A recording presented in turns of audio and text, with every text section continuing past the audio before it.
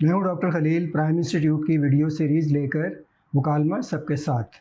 आज हमारे साथ हैं डॉक्टर रज़ाउल्लाह और हम उनके साथ बात करेंगे प्रॉपर्टी राइट्स और फिर प्रॉपर्टी राइट्स की प्रोटेक्शन पाकिस्तान में, इस बारे में बात करेंगे। और मुराद ये है कि जो मिल्कियती हकूक़ हैं या हकूक़ मिल्कियत हैं, उनकी क्या सूरत हाल है पाकिस्तान में और उनके तहफ़्फ़ुज़ की भी क्या सूरत हाल है पाकिस्तान में। तो ये हमारा आज का मौजू है। जी डॉक्टर रज़ा साहब, बहुत मतलब खुशामदीद, वेलकम कि आप हमारे साथ आए हैं और आज इस मौजू पर हम बात करेंगे। अच्छा, तो सबसे पहले मैं आपसे यही आपके सामने ये चीज़ रखूँगा कि जो हकूक़ मिल्कियत या प्रॉपर्टी राइट्स हैं, इनकी अहमियत क्या है, क्यों ये ज़रूरी हैं? जी बहुत शुक्रिया खलील साहब। पहले तो मैं आपका शुक्रगुज़ार हूँ कि आपने मुझे इस मुकालमे में आने की दावत दी। दुनिया के अंदर दुनिया की तारीख़ आप देख लें, प्रॉपर्टी राइट्स जो है वो एक इंतहाई अहम जुज़ समझा जाता है किसी माशरे का। बल्कि ये तो हमारे यहाँ तो जो प्रॉपर्टी राइट्स का कंसेप्ट है वो तो एक कानूनी शक्ल में होता है, लेकिन इसकी अपनी एक समाजी अहमियत भी है। माशरे के अंदर जो समाजी ज़रूरियात होती हैं और इस किस्म की और भी चीज़ें, उनके साथ भी प्रॉपर्टी राइट्स की एक बहुत ज़्यादा इम्पोर्टेंट एक रिलेशनशिप मौजूद है। हम उन माशरों को अगर देख लें, डेवलप्ड माशरों को देख लें, या अगर हम अपने माशरे के अंदर भी देख लें, तो वो लोग अपने आप को ज़्यादा खुशकिस्मत और खुशहाल समझते हैं जिनके प्रॉपर्टी राइट्स सिक्योर्ड होते हैं। अच्छा जी।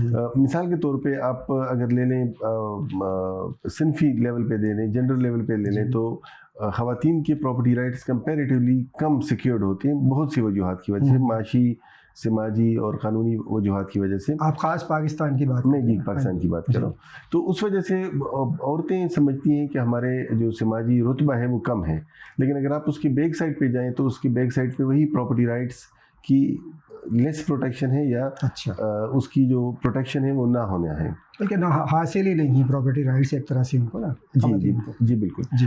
दूसरा जो आप देख लें कि दौलत, मतलब आप माशरे के अंदर जो भी समाजी रोल होता है उसके पीछे दौलत का एक एलिमेंट ज़रूर होता है जी। और आप इस चीज़ को समझते हैं कि दौलत जो है उसका ज़रिया जो है वो स्ट्रॉन्ग प्रॉपर्टी राइट्स होते हैं। इसीलिए जैसे मैंने भी आपको एक मिसाल के तौर पे बताई कि ख़वातीन के बारे में, तो ख़वातीन के प्रॉपर्टी राइट्स के कमज़ोर होने की वजह से भी उनकी माशी हालत कमज़ोर होती है। अच्छा। और जिसकी बिना पे बहुत ज़्यादा बहस की जाती है। अगर हम इन तमाम बहस को समेट लें तो अल्टीमेटली उसका जो बुनियादी नुक्ता होगा वो प्रॉपर्टी राइट्स या मलकियती हकूक़ होंगे। अच्छा, आपने कहा कि जो प्रॉपर्टी राइट्स या हकूक़ मिल्कियत है, उनकी समाजी अहमियत भी होती है। तो थोड़ा सा ये जो एक सोशल इम्पोर्टेंस बन जाती है प्रॉपर्टी राइट्स की, मतलब मर्दों के हवाले से भी या औरतों के हवाले से जैसे भी, और ख़ास तौर पर पाकिस्तान के पस मंज़र में, तो ये समाजी अहमियत क्या है इनकी? देखिए, ये एक बहुत अहम सवाल भी है, और आप समझ लें कि जो प्रॉपर्टी राइट्स या मलकियती हुकूक का एक नतीजा भी है कि जहाँ पे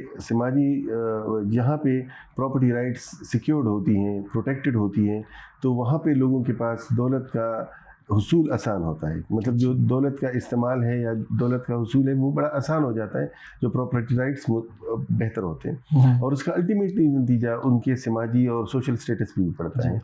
इसकी मिसाल आप इस तरह समझ लें कि पाकिस्तान के अंदर जो कहीं पे कुछ ज़मीनें जो है वो ज़्यादा सिक्योर्ड है, जैसे इस्लामाबाद के अंदर आप देख लेंगे, पिशावर, लाहौर के अंदर देख लें, तो वहाँ पे वो एरियाज़ जिनकी प्रॉपर्टी राइट सिक्योर्ड है, जहाँ पे ज़मीनों के तनाज़ात कम हैं, स्पेशली जो न्यू एरियाज़ डेवलप, हम कह सकते हैं, हाँ, जो न्यू एरियाज़ डेवलप हुए, जैसे पिशावर के अंदर पीडीए के एरिया के अंदर आती हैं या एलडीए के नीचे आती हैं, तो वहाँ पे लोगों की ज़मीनों की कीमतें आम ज़मीनों की कीमतों से ज़्यादा होती हैं। और आप देख भी सकते हैं कि उन लोगों का एक सोशल स्टेटस भी और लोगों से बेहतर होता है जो लोग वहाँ पे रह रहे होते हैं। मतलब ये मैंने आपको एक मिसाल दी, इसको हम और भी तरीक़ों से देख सकते हैं, जहाँ पे मिसाल के तौर पे जिन ख़वातीन के नाम पे ज़मीनें या घर या इस किस्म की प्रॉपर्टी हो, तो माशरे में उनके एक समाजी रुतबा या उनका सोशल स्टेटस बेहतर होता है। अच्छा, जो आपने ये बात की ना कि जैसे शहरों में एक तरह से प्रॉपर्टी राइट्स ज़्यादा महफूज हैं, जबकि अगर इसके मुकाबले पे हम देखें जो रूरल एरियाज़ हैं, देही इलाके हैं, तो वहाँ नहीं हैं शायद, क्योंकि वहाँ पे ज़मीनों के हवाले से बहुत झगड़े, तनाज़े, कत्ल, लड़ाइयाँ, ये चीज़ें चल रही होती हैं। तो इससे भी हमें एक हम कह सकते हैं कि शहरों में किसी हद तक पाकिस्तान में प्रॉपर्टी राइट्स जो हैं सिक्योर्ड हैं या किसी हद तक महफूज हैं, अगरचे पूरी तरह वहाँ भी नहीं है। जी शहरों में भी प्रॉपर्टी राइट्स के या प्रॉपर्टी के हवाले से मुकदमात की तादाद अगर हम देखें अदालतों में तो शायद बहुत ज़्यादा होगी, लेकिन बहरहाल जो देही इलाके हैं वहाँ के तो बहुत ज़्यादा है जी बिल्कुल। इश्यूज़ हैं। और आपका ये कहना है कि उसका सबब यही है कि जो प्रॉपर्टी मतलब जो भी हुकूक मिल्कियत हैं वो वाज़ेह नहीं है, क्लियर नहीं है, महफूज नहीं है, बिल्कुल। यही मुराद है ना? जी जी बिल्कुल बिल्कुल। देखिए, इसमें आप एक जैसे भी आपने एग्जांपल दी है, हमारे यहाँ जो पटवार का सिस्टम है या जी। मतलब हम तो चले मलकियती हुकूक तो एक बड़ा ब्रॉडर सेंस है, लेकिन चूंकि समझने के लिए फिजिकल प्रॉपर्टी राइट्स जो लैंड है ये बेहतर एग्जांपल है जिससे हम चीज़ों को एक्सप्लेन कर सकते हैं।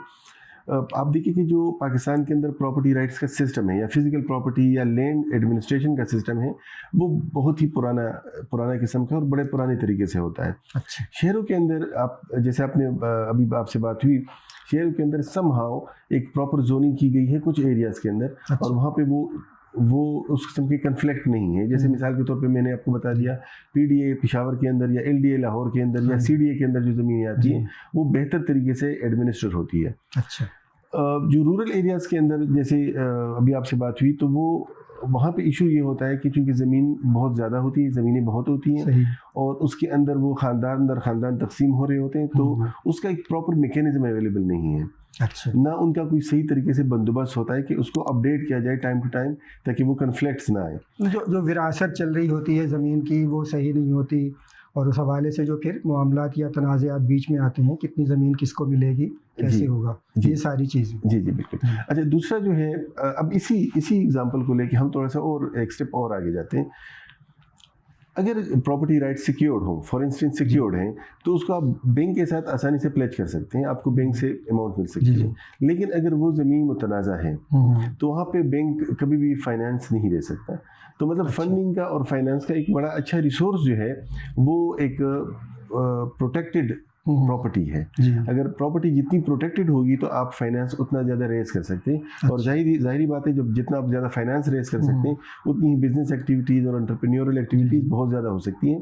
और इसकी मिसाल हमारे सामने है। मतलब रूरल एरियाज़ के अंदर लोगों की बहुत ज़्यादा ज़मीनें होती हैं लेकिन वहाँ पे पॉवर्टी बहुत प्रिवेलेंट है, बहुत ज़्यादा गुर्बत है। लेकिन शहरों के अंदर लोगों की छोटी सी ज़मीनें होती हैं, 5-10 मरले होते हैं, लेकिन उस पर वो बैंक से फंड भी रेज करते हैं और उस पर बहुत सी अपनी एक बिजनेस एक्टिविटीज़ को भी जनरेट कर सकते हैं। अच्छा, ये वही बात है जो आप कह रहे हैं कि जब प्रॉपर्टी राइट्स सिक्योर हैं, उनके एंटाइटलमेंट जो है बिल्कुल मतलब क्लियर है और आपके नाम है वो चीज़ें, तो आप उसे एज कोलेटरल मतलब यूज़ करके उसे रहन रख के किसी बैंक के पास, किसी मालियाती इदारे के पास रख के आप कर्ज ले सकते हैं, उस कर्ज से अपना कारोबार आप कर सकते हैं। यही मुराद है ना कि जब तक प्रॉपर्टी राइट्स नहीं होंगे तो आप ये इस तरह यूज़ नहीं कर सकते उसे। ऐसा ही है, ऐसे ही। देखिए, हर्नेंडो डिसोटो ने इस पर बड़ा काम किया है प्रॉपर्टी राइट्स पे, और उसने एक एग्जांपल उसकी दी है। मिसाल के तौर पे आप फ़र्ज़ कर लें ये पानी जो है वो यहाँ पे पड़ा हुआ है और ये ज़मीन के ऊपर पड़ा हुआ है और आप इसको थोड़ा सा ऊपर लेके जाते हैं, किसी पहाड़ के ऊपर रखते हैं, तो वो पानी जो ज़मीन पे पड़ा हुआ है उससे ना बिजली बन सकती है ना वो फ्लो कर सकते हैं, वहीं पे स्टेगनेंट होगा।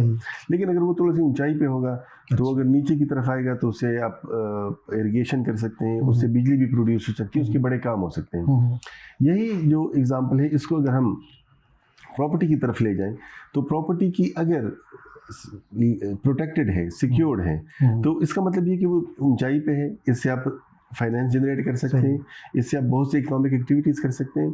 लेकिन अगर वो उसकी प्रोटेक्टेड नहीं है तो उसकी मिसाल ऐसी है जैसे ज़मीन पे पड़ा हुआ पानी जो स्टेगनेंट है, पड़ा हुआ तो है, नज़र तो आ रहा है लेकिन उसका कोई फ़ायदा नहीं है, ना वो इरिगेट कर सकते हैं क्योंकि एक जगह पे उसका कोई वो बहुत लोअर लेवल पे है।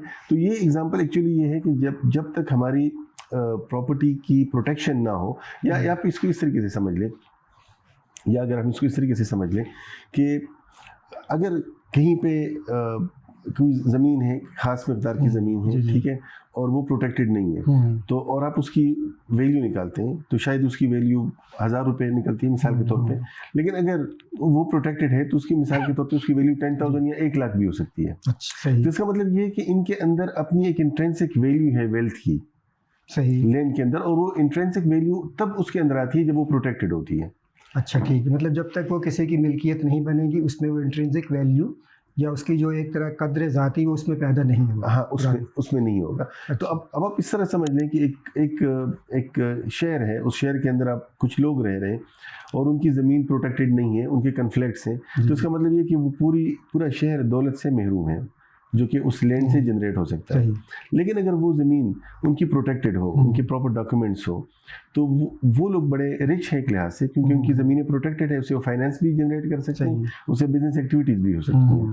दूसरा ये कि उस पर कोई घर बना सकता है, उस पर कोई प्लाजा बना सकता है, कुछ भी हो सकता है, फैक्ट्री बना सकते हैं, उस बंदे को यकीन है कि मुझसे कोई नहीं ले सकता क्योंकि ये मेरी है। तो ये एक बिजनेस एक्टिविटी का शुरू करने का एक माशरे के अंदर बिल्कुल एक स्टार्टिंग पॉइंट है।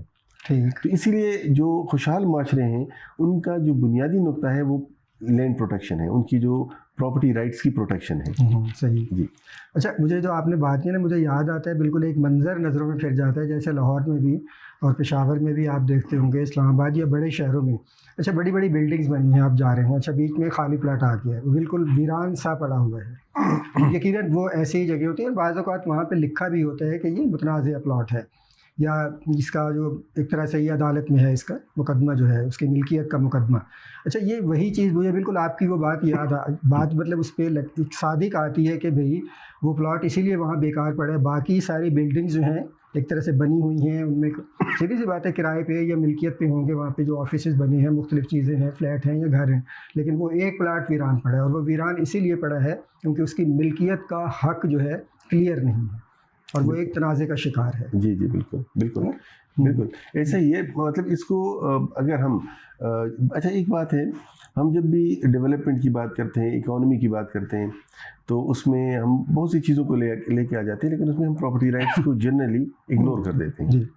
अच्छा, अब हमारे यहाँ जो इकोनॉमिक प्लेन जनरली हम पढ़ते हैं या जो हमारे पास इकोनॉमिक प्लेन्स आते हैं वो वेस्टर्न कंसल्टेंट होते हैं या जो ऐसे इंटरनेशनल बॉडीज़ होती हैं जो हमें सजेस्ट करती हैं, उनका प्रॉपर्टी राइट्स पे फोकस कम होता है। शायद उसकी वजह ये हो कि उन मुल्कों के अंदर वहाँ पे प्रॉपर्टी राइट्स इतनी सिक्योर्ड हैं कि वो इसको कोई इशू ही नहीं समझते। सही है, बिल्कुल सही है सब। और वो ये कहते हैं कि जी ये तो एक अंडरस्टूड बात है कि प्रॉपर्टी राइट्स जो है वो सिक्योर्ड होंगी और उससे आगे हम बात करेंगे।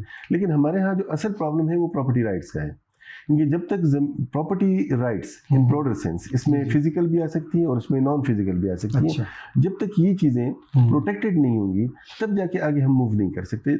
अभी भी जो वेल्थ का बेसिक सोर्स है अभी भी वो प्रॉपर्टी ही है, अच्छा वो फिजिकल हो या इंटेलेक्चुअल हो या जो भी हो। तो जब तक हम इन प्रॉपर्टी राइट्स को सिक्योर नहीं करेंगे तो वेल्थ क्रिएशन का प्रोसेस शुरू ही नहीं हो सकता। अच्छा, ये आपने जो बात की ना, तो इससे एक तरह से ये बनता है कि जैसे अब हो पाकिस्तान में क्या रहा है, कोई भी जो रिफॉर्म्स होती हैं या कोई बड़े इक़दामात लेने हैं मतलब मईशत में या किसी और चीज़ में, तो वो IMF सजेस्ट कर रहा होता है, रिकमेंड कर रहा होता है, बल्कि दबाव डाल रहा होता है कि भाई आप ये करें, आप ये करें, या वर्ल्ड बैंक इस तरह की बात कर रहा होता है कि आप ये करें और ये करें। लेकिन कभी कम से कम मेरी नज़र से कोई ऐसी नहीं मतलब चीज़ नहीं गुजरी कि वर्ल्ड बैंक या IMF या वो एशियन डेवलपमेंट बैंक हैं, उन्होंने कहा हो कि भाई आपके यहाँ जो प्रॉपर्टी राइट्स हैं उनको भी प्रोटेक्ट करें, उसकी तरफ भी देखें और उसकी तरफ भी सोचें कुछ। जी बिल्कुल देखें, एक जो आप देखें ना कि चलें हम थोड़ा सा फिजिकल पे तो बात होगी, अब जरा इंटेलेक्चुअल प्रॉपर्टी की तरफ आ जाए। दुनिया के अंदर सबसे highest intellectual property rights protected US में है। अच्छा, ठीक है। और आप देख सकते हैं कि अगर US के अंदर इंटेलेक्चुअल प्रॉपर्टी राइट्स सबसे सिक्योर्ड हैं, इसका मतलब ये है कि जो इंटेलेक्चुअल प्रॉपर्टी राइट्स बनाने का, जो इंटेलेक्चुअल प्रोडक्ट्स बनाने का जो प्रोसेस है वो US में ही होगा और एक्चुअली वहाँ पे हो भी रहा है। जी ठीक है। और आप इस चीज़ को भी देखते हैं कि इंटेलेक्चुअल प्रॉपर्टी जो है वो दुनिया में उसका साइज इतना बढ़ गया है कि फिजिकल के कंपैरिजन में आप उसको कर सकते हैं। अच्छा। इतनी ज़्यादा उसकी साइज हो गई है। सही। तो जो इंटेलेक्चुअल एक्टिविटीज़ हैं या मतलब इंटेलेक्चुअल प्रोडक्ट्स हैं, वो ज़ाहिरी बात है वो एजुकेशन के साथ और इनोवेशन के साथ, इन चीज़ों के साथ रिलेट करती हैं। तो US जो है, जो दुनिया का मतलब एक अमीर तरीन कंट्रीज़ में आता है, तो उसकी बुनियादी वजह एक उनकी प्रॉपर्टी राइट सिक्योरिटी भी है और उसमें जो बड़ा कलीदी अभी रोल प्ले कर रहा है वो उसका इनके इंटेलेक्चुअल प्रॉपर्टी राइट्स हैं। अच्छा, इसके अगेंस्ट अगर आप पाकिस्तान का देख लें तो पाकिस्तान जो है इंटेलेक्चुअल प्रॉपर्टी राइट्स के प्रोटेक्शन में बिल्कुल बॉटम में है। मतलब आप अच्छे यूनिवर्सिटी में चले जाएं, अच्छे दफातर में चले जाएं, आपको कहीं भी जेन्युइन विंडो या इस किस्म की कोई जेन्युइन सॉफ्टवेयर यूज़ करने नहीं मिलेंगे। ठीक है।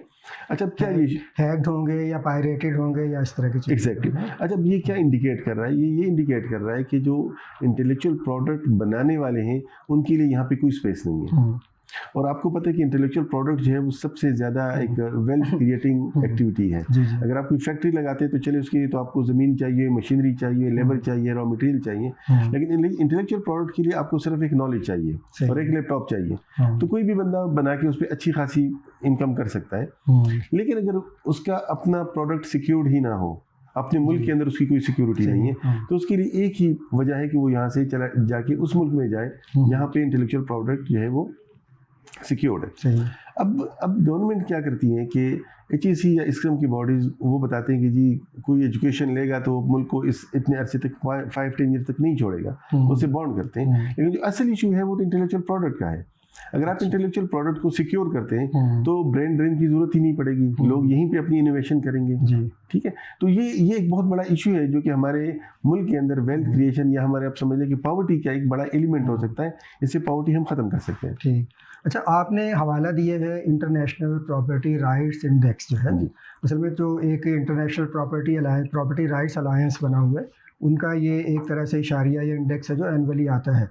अच्छा, ये इपरी जो है इंटरनेशनल प्रॉपर्टी राइट्स इंडेक्स, तो पिछले जो गुज़िश्ता साल गुजरे हैं कुछ या पिछले कुछ सालों में पाकिस्तान की जो रैंकिंग है वो कहाँ पर है, कुछ आइडिया थोड़ा सा अगर? जी बिल्कुल, ये देखें बड़ी एक इंटरेस्टिंग उसकी फाइंडिंग है।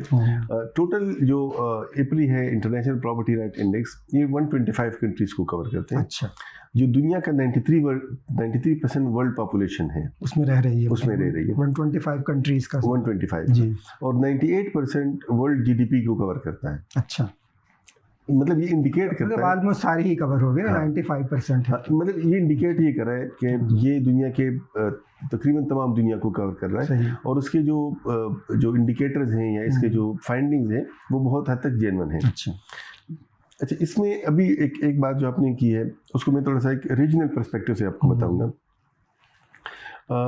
पाकिस्तान के सराउंडिंग में जो कंट्रीज हैं जैसे बांग्लादेश है, इंडिया है, चाइना है, पाकिस्तान है, इस किस्म के, और मलेशिया है, उसमें पाकिस्तान आप समझ लें कि बहुत ही लोअर रैंकिंग में है। जैसे इंडिया जो है वो 62 पे है। 125 में से इंडिया का 62nd पोजीशन है। एग्जैक्टली। और पाकिस्तान जो 104th पोजीशन पे है, मतलब बॉटम के करीब 104th पोजीशन पे, 100 के बाद आती है पोजीशन। हाँ, और चाइना जो है वो 50 पे है।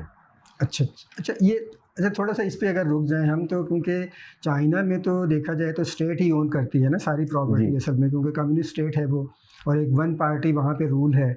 तो ये कैसे है कि उनका 50 पे नंबर कैसे आ गया है? फिर कुछ थोड़ा सा इसके बारे में अगर आप थोड़ी वजाहत कर सकें। अच्छा, देखिए ये जो इंटरनेशनल प्रॉपर्टी राइट इंडेक्स है, इन्होंने अपने उसको सब कंपोनेंट में डिवाइड किया हुआ है। अच्छा, उनका एक जो है वो लीगल एंड पॉलिटिकल राइट्स हैं, ठीक, दूसरा जो है वो फिजिकल प्रॉपर्टी राइट्स हैं, और थर्ड जो है वो इंटेलेक्चुअल प्रॉपर्टी राइट्स हैं।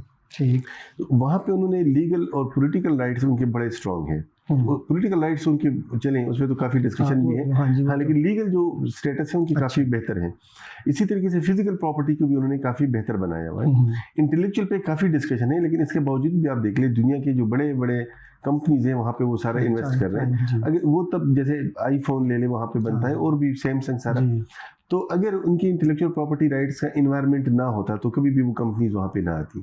ठीक है, तो एक लिहाज से उन्होंने अपने आप को काफ़ी बेहतर कर लिया है, डिस्पाइट कि उनका जो बैकग्राउंड था पुराना, उसके बावजूद भी उन्होंने अपने इस चीज़ को इम्पोर्टेंस को समझते हुए अपने आप को इम्प्रूव किया है, और वो 50 लेवल पे आ गए हैं, जिसकी वजह से उनकी मतलब जिनकी जो फैक्टर्स हैं वो और भी हैं। अच्छा, तो इस वजह से है। अच्छा, जो इंटेलेक्चुअल प्रॉपर्टी राइट्स से चले, ये तो हो गई बात क्लियर ना। चाहिए चाइना के बारे में ये भी है कि वहाँ पे उन्होंने, अब तो काफ़ी साल हो गए कि प्रॉपर्टी की जो एक तरह से प्रॉपर्टी राइट्स को अलाउ किया है, किसी हद तक लोग प्रॉपर्टी रख सकते हैं, और जो बाहर से लोग जाते हैं इन्वेस्टमेंट करते हैं यहाँ पे, FDI जो है वहाँ पे, तो उनको भी एक तरह से प्रॉपर्टी राइट्स मिले हैं, तभी ये 50 पे जाके पोजीशन आई है ना।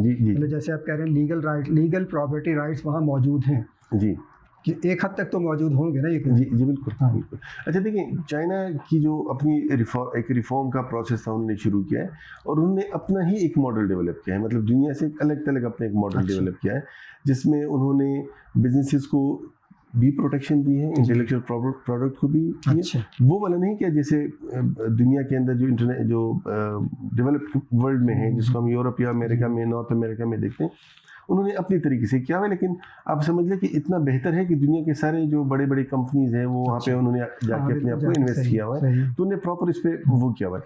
अच्छा, दूसरे जो अभी हम बात कर रहे थे इंटरनेशनल प्रॉपर्टी राइट इंडेक्स की, एक तो ये कि बड़ा बेहतर किस्म की एक मेजरमेंट है प्रॉपर्टी राइट्स की। जैसे एक है प्रोटेक्टेड है मतलब इस मुल्क में global entrepreneurship index, GPI, GEI, global entrepreneurship index, वो उसका और फिर इंटरनेशनल प्रॉपर्टी राइट इंडेक्स का 0.9 कोरिलेशन है, मतलब बहुत हाई है। अच्छा, कोरिलेशन बहुत हाई है। इसी तरीके से ग्लोबल इनोवेशन इंडेक्स का भी 0.8 है, जो कि बहुत हाई कोरिलेशन उसमें एग्जिस्ट करता है। इसलिए मतलब इनकी जो फाइंडिंग्स है वो बहुत ज़्यादा, इसको हम वैलिड समझ सकते हैं, जिस चीज़ से हम काफ़ी ले सकते हैं। आप देखें कि यूएई का जो है वो 32 नंबर है और सिंगापुर जो है नंबर 2 पे है। अच्छा, 125 में नंबर 2 पे है।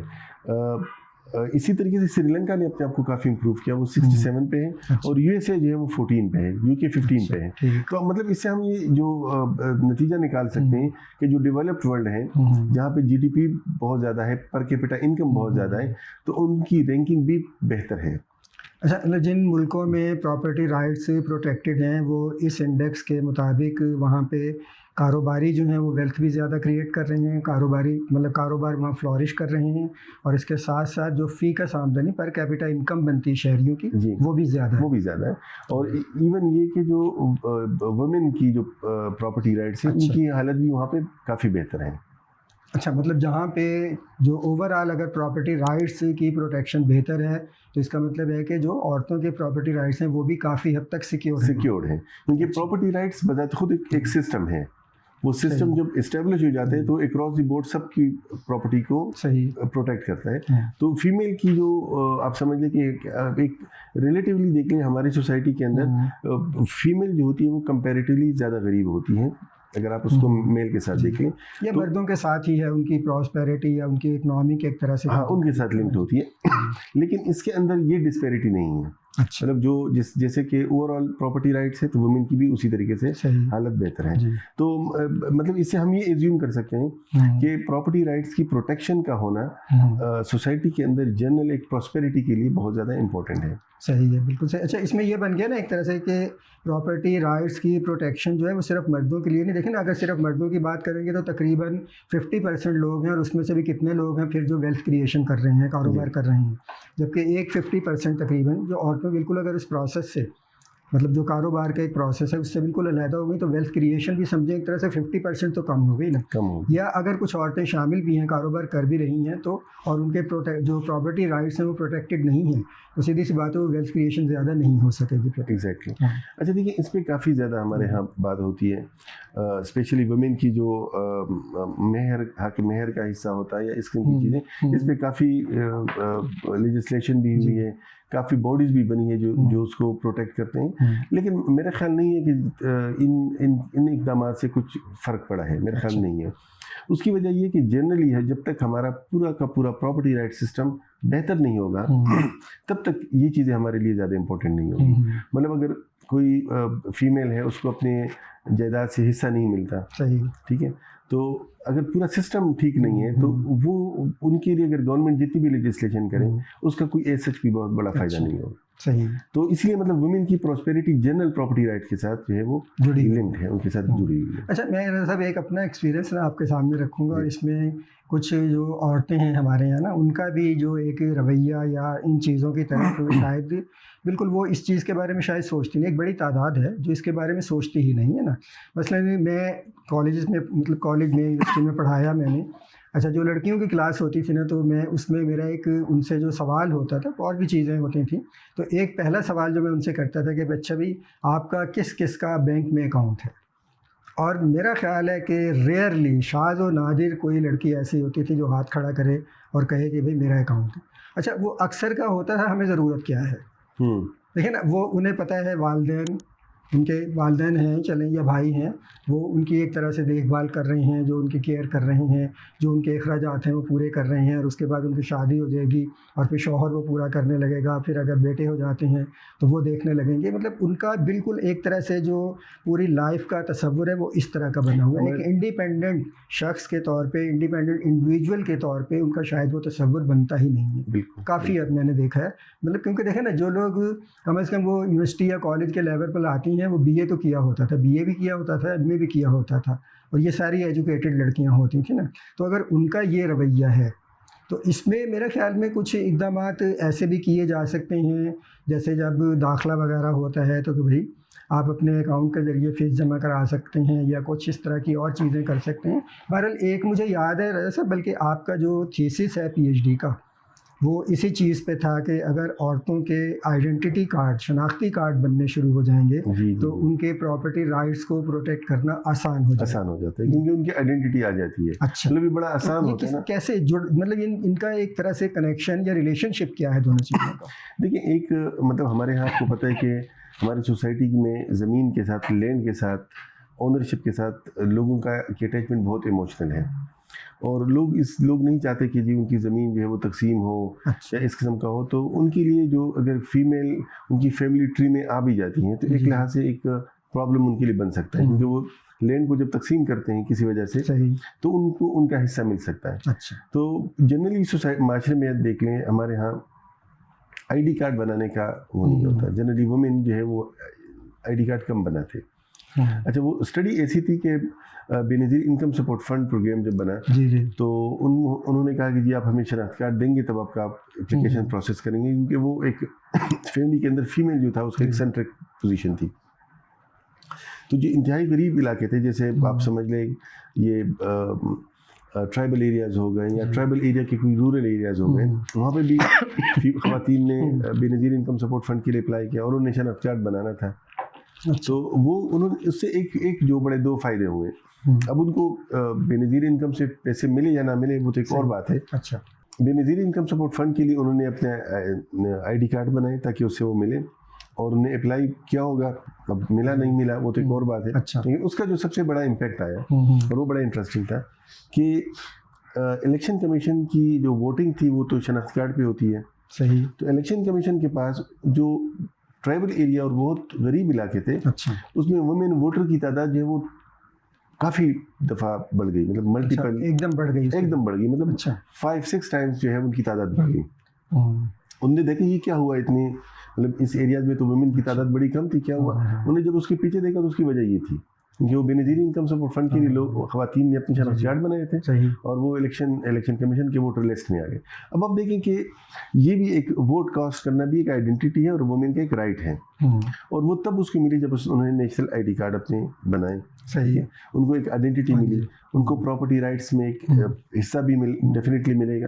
तो ये एक होलिस्टिक किस्म के एक सिस्टम है प्रॉपर्टी राइट्स का। अच्छा। जिसको ओवरऑल सोसाइटी के अंदर एक एलिमेंट नहीं होता, बहुत सी चीज़ें इसके साथ लिंक्ड होती है। अच्छा, मुझे इसमें जो नज़र आ रहा है ना कि पीछे क्या हुआ, मतलब ये एक तरह से जो मतलब BISP के तहत, बेनज़ीर इनकम सपोर्ट प्रोग्राम के तहत जो पैसे दिए जाने थे वो एक इंसेंटिव बने, ठीक है ना। अच्छा, उस शर्त उसमें थी कि भाई शनाख्ती कार्ड बनवाए। अच्छा, उस इंसेंटिव ने उन्हें एक तरह से उस चीज़ की तरफ राग़िब किया और उन्होंने शनाख्ती कार्ड बनवाए। अच्छा, राग़िब के पीछे भी मुझे देखें, फ़र्ज़ करें अगर उन घरानों के मर्द पहले मतलब इस हक़ में नहीं होंगे कि भाई आप शनाख्ती कार्ड बनवाएं या वोट डालें, लेकिन जब उन्होंने ये देखा कि भाई कुछ ना कुछ पैसे आएंगे तो उनके लिए भी एक इंसेंटिव बना, तो उन्होंने कहा होगा भाई ख़वातीन से अपनी बनवा लें भाई शनाख्ती कार्ड। अच्छा, जब शनाख्ती कार्ड बन गया तो सीधी सी बात है राइट टू वोट भी आ गया फिर। जी, ठीक है ना। एक तरह से लीगली तो वो आ गया, अब सोशली वो, जैसे हमने अभी भी जो इलेक्शन हुए उसमें देखा ना, बाद जगहों पे रोका गया है औरतों को, तो बहरहाल वो सोशली भी आहिस्ता आहिस्ता चेंज हो जाएगा। तो ये इंसेंटिव देना ज़रूरी है। इसका मतलब आपकी स्टडी का एक जो नतीजा सामने आ सके, उसकी फाइंडिंग बनती है, जो PhD का आपका थीसिस था उसमें, कि अगर हम इंसेंटिव दें तो इस तरह समझे शनाख्ती कार्ड बन जाएंगे या और चीज़ें हो जाएंगी और फिर उनके प्रॉपर्टी राइट्स सिक्योर हो सकते हैं। देखिए ना, वहाँ पे एक ऐसे मुल्क में जहाँ पे औरतों के शनाख्ती कार्ड नहीं बने, क्योंकि वही एक आइडेंटिटी दे रही है ना वो चीज़, और वो नाम और वो सारी चीज़ें, और उसी बुनियाद पे फिर जो अगर फ़र्ज़ करें उनके नाम पे कोई प्रॉपर्टी होगी तो वो इस तरह होगी जाके। अगरचे पहले भी वो चीज़ें मौजूद होंगी लेकिन उनका पहले तरीक़ेकार और था। जी। अच्छा देखिए, एक अभी आपने बात की और मैं उसी को थोड़ा सा लिंक करता हूँ जी। फाइनेंशियल लिटरेसी का। हाँ। हमारे यहाँ फाइनेंशियल लिटरेसी इन जनरल मतलब बहुत कम है। अच्छा। पाकिस्तान के अंदर स्टेट बैंक कुछ काम कर रहा है, लेकिन ओवरऑल कोई प्रोएक्टिव किस्म की कोई प्रोग्राम नहीं है जो कि लोगों की फाइनेंशियल लिटरेसी को इम्प्रूव करें। अच्छा। फाइनेंशियल लिटरेसी के साथ फीमेल की फाइनेंशियल लिटरेसी वो तो बिल्कुल ना होने के बराबर है। अच्छा, साहब थोड़ा सा वाज़ेह कर दें, मतलब फाइनेंशियल लिटरेसी से आप क्या मुराद ले रहे हैं? फाइनेंशियल लिटरेसी मीन के मतलब इसमें आप बैंकिंग चैनल को कैसे यूज़ करते हैं, अकाउंट कैसे खोलते हैं, आप अपने पैसों को किस तरीके से इन्वेस्ट कर सकते हैं, उसको कैसे रिटेन कर सकते हैं, और भी काफ़ी चीज़ें जो फाइनेंसिस के साथ रिलेट करते हैं। तो हमारे यहाँ फाइनेंशियल लिटरेसी ना होने के बराबर है। मतलब आप देखें कि इसके साथ एक और चीज़ भी लिंक कर सकते हैं कि इंश्योरेंस। अच्छा। जनरली लोग अपनी इंश्योरेंस करवाते हैं, तो ये भी एक लिहाज से एक लिटरेसी है कि आप अपनी लाइफ को कैसे प्रोटेक्ट कर सकते हैं थ्रू यूजिंग दिस फाइनेंस, जो एक टूल है उसका। तो इंडिया के अंदर उन्होंने इस पर बहुत काम किया। अच्छा। और उन्हें वहाँ पे खवातीन, और इवन बांग्लादेश के अंदर भी उन्होंने इस पर काफ़ी काम किया और फीमेल की फाइनेंशियल लिटरेसी को इम्प्रूव किया। अच्छा। अब आप देखिए कि हमारे यहाँ इंटरप्राइजिंग लोग तो हर जगह होते हैं, खवातीन में भी होते हैं, मर्दों में भी होते हैं, रूरल एरियाज़ में भी होती हैं।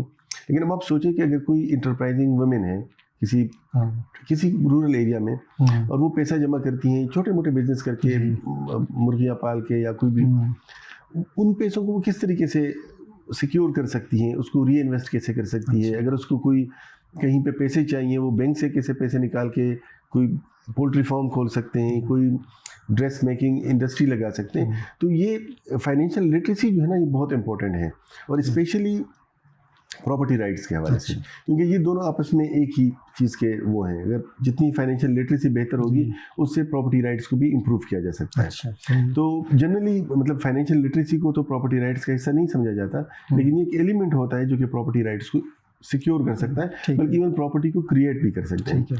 इसमें एक एग्जांपल जो है वो आप जानते भी होंगे, बैरून ने एग्जांपल दी थी, और उसने इस पर काफ़ी काम भी किया था कि एक एरिया, आप मतलब बारून मित्रा जो है, जी बारून मित्रा में जो उनका मतलब क्या लिबर्टी इंस्टीट्यूट, तो वो बता रहा, हाँ मेरी उनसे थोड़ी सी इंटरेक्शन रही, तो वो बता रहा था कि इंडिया के अंदर एक एरिया था जहाँ पे एक जंगल तो नहीं कह सकते, लेकिन जंगल जैसा इलाका था, जहाँ पे लोग छोटे मोटे उसमें रहते थे, कोई घर नहीं थे, झोंपड़ी वगैरह में रहते थे, और वहाँ पे क्राइम रेशो भी बहुत ज़्यादा था, और उस इलाके की गवर्नमेंट भी काफ़ी ज़्यादा थी, क्योंकि पॉपुलेशन बहुत थी, तो उसको डिस्प्लेस भी नहीं कर सकते थे।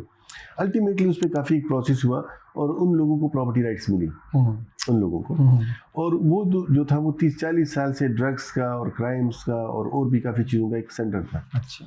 जब उनको प्रॉपर्टी राइट्स मिले उन लोगों को, तो आफ्टर 5 ईयर्स, और उसकी डॉक्यूमेंट्री एविडेंस भी अवेलेबल है कि वहाँ पे बड़े बड़े बिल्डिंग बने, अच्छा, घर बने, फैक्ट्रियाँ बनी, प्लाजे बने। अच्छा। वजह ये थी कि लोगों की जब प्रॉपर्टी दी गई, किसी ने बैंक में रख के उससे पैसे निकाल के उस पर बिजनेस शुरू कर दिया, किसी ने उस पर प्रॉपर घर बनाया। अच्छा। अब एक बंदा जो जिसकी ज़मीन अपनी नहीं है, तो उस पर वो झोंपड़ी बना के खुश होगा, क्योंकि वो कहेगा अगर मैं घर बनाऊंगा और हुकूमत आके मुझे यहाँ से बेदखल कर दे, तो कोई भी बंदा वहाँ पे वो नहीं कर सकता। तो वो कहता है कि वहाँ पे जो इलाका था वो प्रॉस्पेरिटी उस एरिया के अंदर आ गई। अच्छा। और उसके बैक पे सिर्फ एक ही फैक्टर था कि उन्होंने उसके मलकियती हकूक जो थे वो इंश्योर करवाए, सिक्योर कर दिया है। बिल्कुल एंटाइटलमेंट क्लियर हो गई उन सबकी कि भाई कौन सी ज़मीन किसकी, हदबंदी और ये और वो सारा कुछ पूरा। एग्जैक्टली, बिल्कुल। अभी आप देखें कि जो अर्नेडो डिसोटो की किताब है द मिस्ट्री ऑफ कैपिटल, हाँ जी, उसमें वो कहता है कि अगर आप तमाम ज़मीन की वैल्यू निकाल लें तो $1 ट्रिलियन में बनती है, लेकिन अगर आप उससे प्रॉपर्टी राइट्स ख़त्म करें तो वो मतलब उसकी वैल्यू कुछ भी नहीं रहती। अच्छा। तो ये जो हमारे यहाँ जो वेल्थ है वो कहते हैं कि हमारे पाँव के नीचे पड़ी है, अगर आप उसको लैंड ले लें, बल्कि उसके रौंदी जा रही है। हाँ, तो जितनी आपकी लैंड सिक्योर होगी, तो आप समझ लें कि अगर हमारे यहाँ आप देख लें पाकिस्तान के अंदर, अगर आप कहें कि चलें 50% जो है वो प्रोटेक्टेड है और 50% जो है वो ज़्यादा प्रोटेक्टेड नहीं है, तो अगर उस 50% को भी प्रोटेक्टेड बनाई जाए तो आप अपनी वेल्थ को डबल कर लेंगे।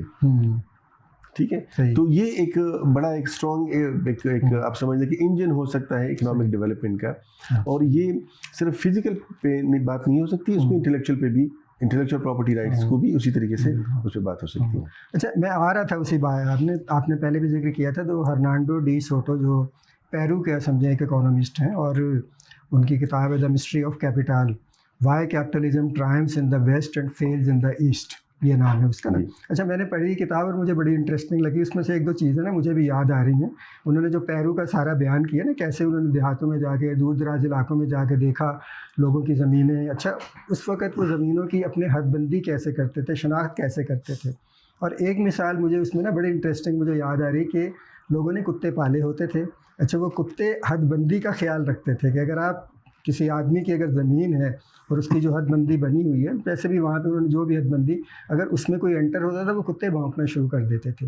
अच्छा, पुराना जो था निज़ाम कैसा था, लेकिन यकीनन ये निज़ाम जो नई चीज़ें थी उसके साथ नहीं चल सकता था। बल्कि उन्होंने उसमें पेरू में जो शहरी इलाकों में जिन्हें हम कहते हैं शैंटी टाउन्स, मतलब झोंपड़ियाँ बनी हुई हैं, या जिस तरह इंडिया में वो झोंपड़ पट्टी कहते हैं उसे ना, तो वो उसकी बहुत सी मिसालें दी हैं कि लोग उस तरह कारोबार कर रहे हैं छोटे छोटे से बना के, लेकिन क्योंकि उनकी मिल्कियत नहीं है, वो जगह किराया दे रहे हैं। ये भी नहीं कि किराया वैसे ही कब्ज़ा किया हुआ है, किराया भी दे रहे हैं उन जगहों का वो, और वहाँ पे छोटा मोटा कारोबार भी कर रहे हैं, लेकिन अपने कारोबार को बढ़ा नहीं सकते जी जी, क्योंकि मिल्कियत नहीं है। अगर वो उनकी मिल्कियत बना दी जाए, हकूक़ मिल्कियत उनके दे दिए जाए, एंटाइटलमेंट्स क्लियर हो जाए, जैसे हमारे रजिस्ट्री बनती है, होता है सारा कुछ, वो हो जाए, तो सीधी सी बात है वो जाके बैंक से ही, अगर बैंक से नहीं तो किसी भी शख्स के भी जैसे मिल के उसके साथ कोई एक मतलब शराकत कर सकते हैं, पार्टनरशिप कर सकते हैं, बैंक से कर्ज़ा ले सकते हैं, अपने कारोबार को बढ़ा सकते हैं। और फिर किया भी उन्होंने ये, और जहाँ जहाँ पे उन्होंने ये किया, और फिर वहाँ पे वही जैसा आपने ये मिसाल दी है इंडिया की,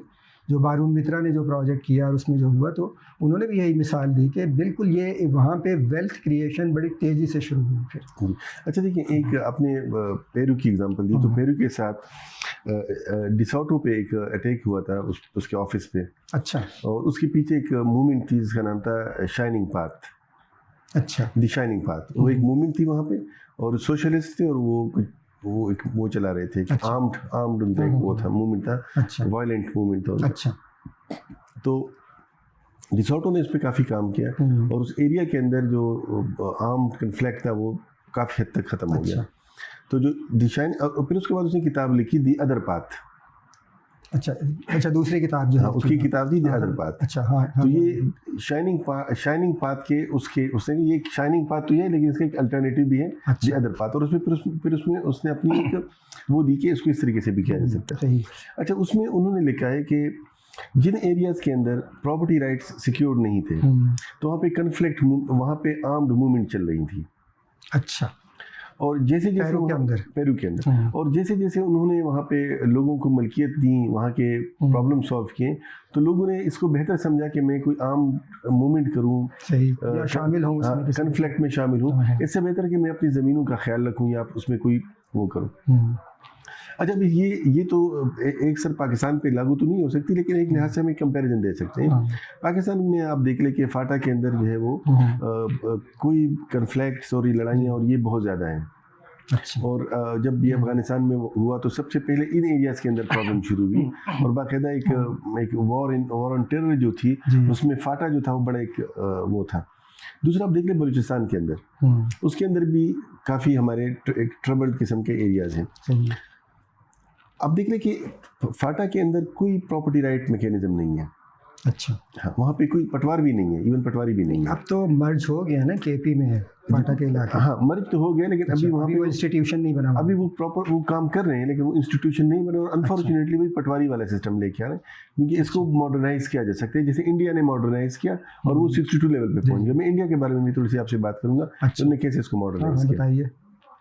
तो फाटा के अंदर चूंकि अभी भी फाटा है और पाटा जो जैसे दीर है, स्वात है, उस एरिया के अंदर अभी भी प्रॉपर डॉक्यूमेंटेशन नहीं है लैंड्स की। अच्छा, इसीलिए आप देख लें कि वहाँ पे जब लड़ाइयाँ होती हैं, झगड़े होते हैं, उसमें बहुत से लोग मारे जाते हैं, और एक बड़ी ख़तरनाक सिचुएशन आज से 2-3 साल पहले दीर के अंदर एक वक्त 30-40 लोगों की जो है वो उनकी डेथ हो गई थी। अच्छा। एक आर्म कन्फ्लिक्ट में, इसी मतलब यही तनाज़ा, वही लैंड की वजह से, जायदाद का तनाज़ा। जायदाद का तनाज़ा। तो अगर फॉर इंस्टेंस हम ये चाहते हैं कि जी पाकिस्तान के अंदर जो कन्फ्लिक्ट्स हैं और जो वायलेंस है इसको हम कंट्रोल करना चाहें, तो उसका एक जो सबसे आसान तरीका है कि एटलीस्ट वहाँ पे एक प्रॉपर प्रॉपर्टी राइट सिस्टम जो है वो इस्टेब्लिश हो। सही, ट्रेडिशनल ना हो जैसे हमारे यहाँ, क्योंकि वो उसके अंदर खुद भी अपने प्रॉब्लम है, लेकिन वहाँ पे चूँकि ज़मीनों का जो तयन होता है वो लोग आपस में एक ग्रुप की शक्ल में करते हैं। जी जी। जैसे मिसाल के तौर पे दो बंदे उसकी ज़मीनें हैं तो पूरी कम्युनिटी मानती है कि ये इनकी ज़मीनें हैं, तो कम्युनिटी के बाहर से किसी को पता नहीं है। इसका एक नुकसान है वो ये है कि बाहर से आके कोई वहाँ पे ना ज़मीन खरीद सकता है, ना वो ले सकता है, ना खरीद सकता है। अच्छा, वहाँ पे डीर में उस इलाके में जाहिर बात है कोई लैंड की इंटाइटलमेंट तो है नहीं, अच्छा सही, कोई कागज़ नहीं है, वो तो कम्युनिटी की एक रिकग्निशन है जिसकी बुनियाद पे लोगों ने अपनी ज़मीनों पे वो किया हुआ है। अगर कम्युनिटी की रिकग्निशन इतनी पावरफुल चीज़ नहीं है जिस पे कोई बाहर से आके वहाँ पे कोई बंदा ले लें, अगर कम्युनिटी रिफ्यूज़ करे कि उसको ज़मीन नहीं बेचते। नहीं तो इसको तो क्या वो हम उस तरह नहीं कह सकते, वो जो सोशलिस्ट कम्यून बने होते हैं कि वो ज़मीन पूरे उसकी मिल्कियत है कम्यून की ना। हाँ नहीं, वो कम्युनिटी वो तो है, लेकिन असल में इंडिविजुअल की ही होती है। लेकिन उस सोसाइटी जो ग्रुप होता है, जो कम्युनिटी इसको समझ रही होती है कि ये इसकी ज़मीन, इसकी ज़मीन है ना, बस वो। हाँ, लेकिन उसका कोई प्रॉपर इंटाइटलमेंट, कोई स्टेट या कोई लीगल डॉक्यूमेंटेशन कोई नहीं होती। हाँ, कोई लीगल स्टेटस अच्छा ऐसे नहीं हो सकती जी जी। जिसको आप प्रॉपर तरीके से वो करें। जैसे कि आप एक फॉर्मल ज़मीन है, जैसे CDA की है या LDA की है, जो जिसको आप प्रॉपरली क्लेम कर सकते हैं, ऐसा उनका स्टेटस नहीं है। तो मेरा ख्याल में कि इन एरियाज़ के अंदर बहुत से जो कन्फ्लिक्ट्स होती हैं, जो वायलेंस होते हैं, फॉर इंस्टेंस बलूचिस्तान के अंदर, फाटा के अंदर, या जो भी एरियाज़ है, उनको एक प्रॉपर्टी राइट प्रॉपर मैकेनिज्म से ख़त्म किया जा सकता है या कम किया जा सकता है। अच्छा, आपने जो अभी ये मिसाल दी ना पेरू की, तो मुझे याद आया चाइना में भी ना कुछ मतलब इस तरह किया उन्होंने। जैसे वहाँ पे भी यकीनन प्रॉपर्टी पहले तो सारी स्टेट ओन्ड होती थी ना ज़मीन भी, लेकिन अब उन्होंने कुछ थोड़ा थोड़ा उसको एक तरह से लोगों की जो ज़ाती, जिसे हम कहते हैं ना प्राइवेट प्रॉपर्टी का, और अब हम भी जो ये सारी बात कर रहे हैं प्रॉपर्टी राइट्स की, तो ये प्राइवेट प्रॉपर्टी राइट्स की बात है एक तरह से ना। तो वहाँ पे चाइना में उन्होंने अलाउ किया प्राइवेट प्रॉपर्टी राइट्स को ना, और प्राइवेट प्रॉपर्टी को अलाउ किया। कुछ इलाकों का मेरे जहन में अब नाम नहीं है उनके, कुछ सूबों में उन्होंने किया, और इस तरह उन्होंने किया किसानों को ना, जैसे फ़र्ज़ करें 10 साल की एंटाइटलमेंट, कि भाई ये ज़मीन का टुकड़ा जो है ये 10 साल के लिए आपकी मिल्कियत है। अच्छा, इससे भी ना किसानों में एक बड़ा एक समझे वो तरगीब पैदा हुई, इंसेंटिव पैदा हुआ ना एक उनके लिए, कि हाँ भाई 10 साल तक तो ये ज़मीन हमारे पास है। और उसमें उन्होंने बेहतरी लाने की कोशिश की, फिर जैसे बीज है, जैसे ज़मीन की एक तरह से देखभाल है, और बाकी चीज़ें हैं। अच्छा, आहिस्ता आहिस्ता जो वहाँ के समझे जो भी कम्युनिस्ट पार्टी के जो उनके लोग थे, उन्होंने देखा कि अगर फ़र्ज़ करें हम ये 10 साल की जो मिल्कियत हम दे रहे हैं, हम इसे 20 साल कर दें तो फिर क्या होता है। अच्छा, जैसे उन्होंने 20 साल की, तो वहाँ पे वो प्रोसेस जो और ज़्यादा तेज़ हो गया, और वहाँ की जो पैदावार थी उस ज़मीन के टुकड़े की वो भी बढ़ गई फिर। तो एक तरह से अगरचे उन्होंने किया कि थोड़ा सा ग्रेजुअल बतदरीज उन्होंने कहा कि चले हम प्रॉपर्टी राइट्स दे के देखते हैं, तो यकीनन नतीजा उसका यही निकला कि वहाँ पे जो ज़री पैदावार थी वो बढ़नी शुरू हो गई इस इलाके में, उस सूबे की भी। जी जी बिल्कुल। अच्छा, एक आपने जैसे बात की ना कि हम जो फिज़िकल प्रॉपर्टी राइट्स की बात करते हैं या इंटेलेक्चुअल प्रॉपर्टी राइट्स की बात करते हैं, इसमें एक जो अहम चीज़ है वो हमारे लीगल और पॉलिटिकल इंस्टीट्यूशंस हैं। अच्छा, जब तक ये मतलब स्ट्रॉन्ग ना हो, जुडिशल इंडिपेंडेंस ना हो, लीगल और पॉलिटिकल इंस्टीट्यूशन से मुराद मतलब लीगल मीन्स के जो लॉ को इन्फोर्स करते हैं, ठीक है, और जो अदालतें हमारी, और यहाँ पे समझिए रजिस्ट्रीज वगैरह होती हैं, जी बिल्कुल, इंटर होती हैं, और वो चीज़ें सारी होती हैं ना, प्रॉपर्टी का इंतकाल होता है या जी जी बिल्कुल, मतलब उसके सारे ये तो आपको पता है पूरा इकोसिस्टम प्रोसेस है ना, जुड़ी हुई चीज़ें। हाँ, जो उस पूरे जो प्रॉपर्टी राइट्स को प्रोटेक्ट करते हैं, तो मतलब वो एक प्राइमरी चीज़ है जिस पे फोकस हो। और आप देखिए कि हमारे यहाँ अदालतों में जब कोई केस जाता है तो सालों साल तक चलता है। मुझे एक वकील साहब ने बताया था कि शायद 70s में कोई खातून थी, उसका हस्बैंड फौत हो गया, तो उसके जो इन लॉ से उन्होंने उसको ज़मीन देने से इनकार किया, और 70s में उसने कोर्ट में केस किया, और वो कोर्ट में चलता रहा, कोई 30, 35, 40 साल तक चलता रहा। वो बेचारी जो थी वो जवान और खातून थी, वो बूढ़ी हो गई, और कहीं जाके 2005 या 10 में जाके 2008 में शायद उसका फ़ैसला हुआ। उसका जब फैसला आया तो उस खातून ने कहा कि अब मैं क्या करूँ ज़मीन का, ये तो मतलब मेरे किसी काम का नहीं, मेरी तो सारी ज़िंदगी गुजर गई। और बहरहाल फिर, लेकिन इसके साथ एक और चीज़ भी होती है कि अगर अदालत फ़ैसला भी दे तो क्या पुलिस आपको ज़मीन ला के देती भी है कि नहीं, कब्ज़ा दिलवा सकती है कि नहीं, इस काबिल भी है कि नहीं। हाँ, वो कब्ज़ा दिलवाना तो एक और होता है। तो अक्सर ऐसा होता है कि अदालतें तो चले 25-30 साल में फ़ैसला कर लेती हैं, लेकिन फिर पुलिस से कब्ज़ा दिलवाने के लिए आपको कितने डिकेड्स जो है वो एफर्ट्स करना होगी। तो हमारे यहाँ तो ये मतलब एक बड़ा है कि अगर आपको ज़मीन का कोई कन्फ्लिक्ट हो या किसी किस्म की प्रॉपर्टी का कन्फ्लिक्ट हो तो लोगों को इनफॉर्मल तरीके से जाके चैनल को जाके यूज़ करके अपने राइट को लेना होता है, क्योंकि आपको जो लीगल इंस्टीट्यूशंस हैं, अदालतें हैं, वो तो आपका काम नहीं करती। तो ये एक लिहाज से स्टेट से एक बेरुखी भी है, स्टेट से लोग जो है ना अपनी रियासत से लोग बदजन भी हो जाते हैं। ट्रस्ट भी नहीं होता ना, इसलिए। अच्छा देखिए ना, अभी वो जो एक साबिक वज़ीर आज़म थे जिन्होंने पंजाब में ना आईजी को इसलिए बदल दिया था कि वो उनके किसी अजीज़ की जो प्रॉपर्टी का कब्ज़ा नहीं छुड़ा सकता था जी, इसलिए आईजी तब्दील कर दिया था ना उन्होंने। अच्छा, बात आपकी सही है रज़ा साहब के जो एक पहले कदम से लेकर आखिरी कदम तक हमारे यहाँ प्रॉपर्टी राइट्स के मामले में, प्राइवेट प्रॉपर्टी राइट्स के मामले में रुकावटें ही रुकावटें हैं शुरू से आखिर तक। मुझे कितनी ही चीज़ें याद आती हैं। मुझे बॉन में मैंने एक रिपोर्ट पढ़ी थी, और एक हॉकी के कोई प्लेयर थे जो मेरे ख्याल 60s और 70 में काफ़ी नोन थे वो, और पाकिस्तान की जो कौमी हॉकी टीम थी उसमें शामिल रहे। उन्होंने कोई प्रॉपर्टी ख़रीदी और बस वो किसी ने कब्ज़ा कर लिया, और उसके बाद समझें जो चल सो चल, और मेरा ख्याल है शायद उनकी डेथ हो गई, लेकिन वो फ़ैसला नहीं बचा। जब फ़ैसला हो गया उसके बाद कब्ज़ा लेना भी एक मसला बना हुआ था ना। और ये भी आप जानते हैं कि जो ओवरसीज़ पाकिस्तानीज़ हैं बाहर बैठे, जो यहाँ पे इन्वेस्ट कर देते हैं, ज़मीनें ख़रीद लेते हैं, पता चलता है उनकी प्रॉपर्टी है ही नहीं है, वो पहले ही कब्ज़ा हुआ है उस पर। तो ये सारी चीज़ें यकीनन ये डिस्करेज करती हैं, हौसला शिकनी करती हैं लोगों की कि वो पाकिस्तान में इन्वेस्ट करें। जब उनके प्रॉपर्टी राइट्स ही सिक्योर नहीं हैं तो फिर वो कैसे कर सकते हैं। अच्छा, बल्कि मुझे ना एक लाहौर हाई कोर्ट का एक केस बहुत मशहूर हुआ था, मेरा ख्याल है कुछ 15-20 साल हो गए होंगे इस चीज़ को।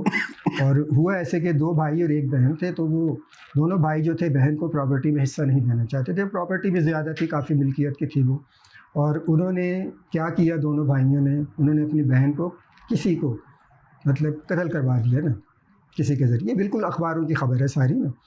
और किराए का कातिल कोई लिया और उससे कत्ल करवा दिया। अच्छा, वो जी बाद में वो पकड़ा गया, वो केस चला गया, हाई कोर्ट तक चलता गया, ट्रायल कोर्ट से हाई कोर्ट में आ गया। और वहाँ क्योंकि वो दोनों भाई ही उस लड़की के या अपनी बहन के लवाहिकीन में आते थे, वारिसीन में एक तरह से ना, तो उन्होंने उसको, वो जो कातिल था उसको माफ़ कर दिया और बात ख़त्म हो गई, और वो प्रॉपर्टी जो थी दोनों भाइयों को चली गई। तो ये यकीनन ये एक कानून का जो गलत इस्तेमाल है वो भी हर जगह हो सकता है। और यही वो चीज़ें हैं जो एक तरह से लोगों को मतलब यहाँ से हौसला शिकनी करती हैं, एक मायूसी पैदा करती हैं। और ये यकीनन पूरा जो पाकिस्तान में मतलब वेल्थ क्रिएशन है या दौलत क्यों तख्लीक नहीं हो पाती, लोग खुशहाल क्यों नहीं हो पाते, उसके पीछे ये सारी चीज़ें जुड़ी हुई हैं।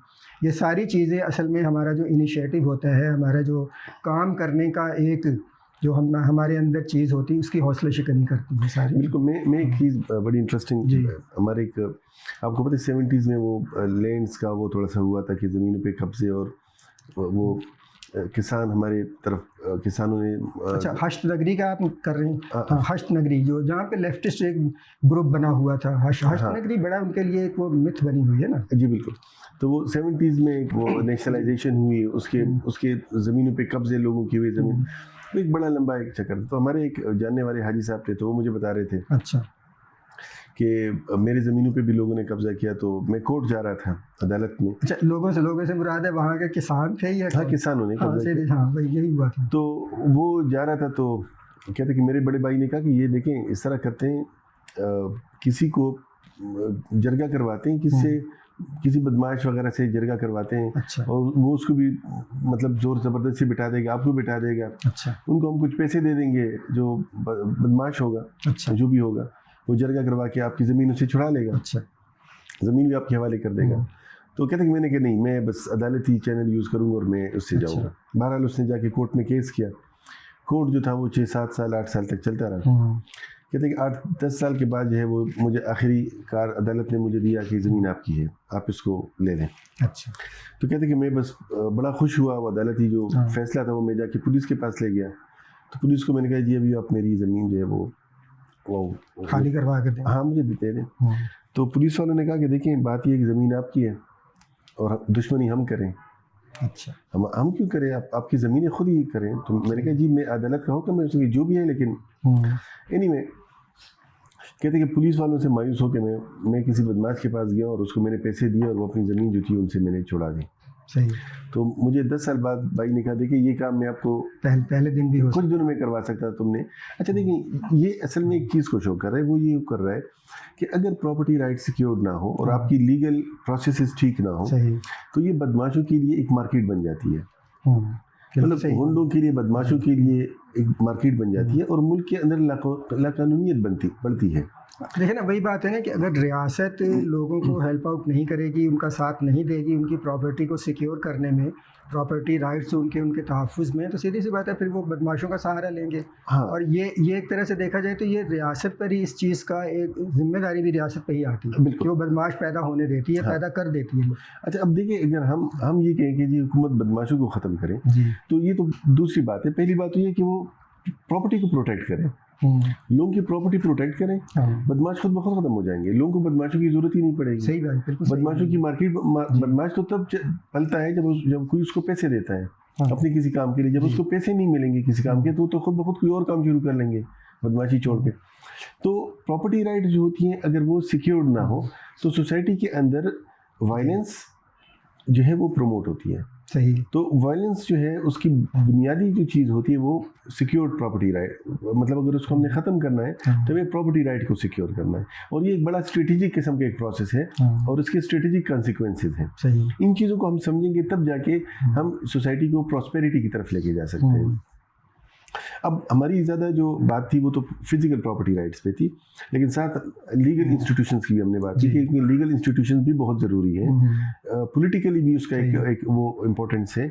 इसके साथ साथ जो अहम है वो इंटेलेक्चुअल प्रॉपर्टी राइट्स भी है, जिस पे थोड़ी सी हमने बात भी की कि इंटेलेक्चुअल प्रॉपर्टी राइट्स भी इसी पूरी इकोसिस्टम का एक हिस्सा है जो कि प्रॉपर्टी राइट्स को सिक्योर करता है। अच्छा, इसमें ना जैसे मुझे जो याद आता है, एक आपने जो बात की थी कि पाकिस्तान में भी इनोवेशन हो सकती हैं, सॉफ्टवेयर बन सकते हैं, मुख्तलिफ चीज़ें हो सकती हैं। अच्छा, थोड़ा सा मैं इस चीज़ को समझना चाहूँगा कि ये किस तरह मुमकिन हो सकता है पाकिस्तान में, क्योंकि पाकिस्तान आईटी की एजुकेशन में भी अभी काफ़ी पीछे है। हमारे यहाँ आईटी के बहुत अच्छे इदारे मौजूद नहीं हैं। वो एक अलहदा बात है कि इंडिविजुअल टैलेंट जो है ख़ुद ब खुद कुछ कर लेता है, या जैसे बाहर चले जाते हैं पाकिस्तान से वो लोग, या बाहर जो इदारे मौजूद है वो माइक्रोसॉफ्ट या और कोई इदारा ले जाता है उनको ना, यहाँ से जो टैलेंट है।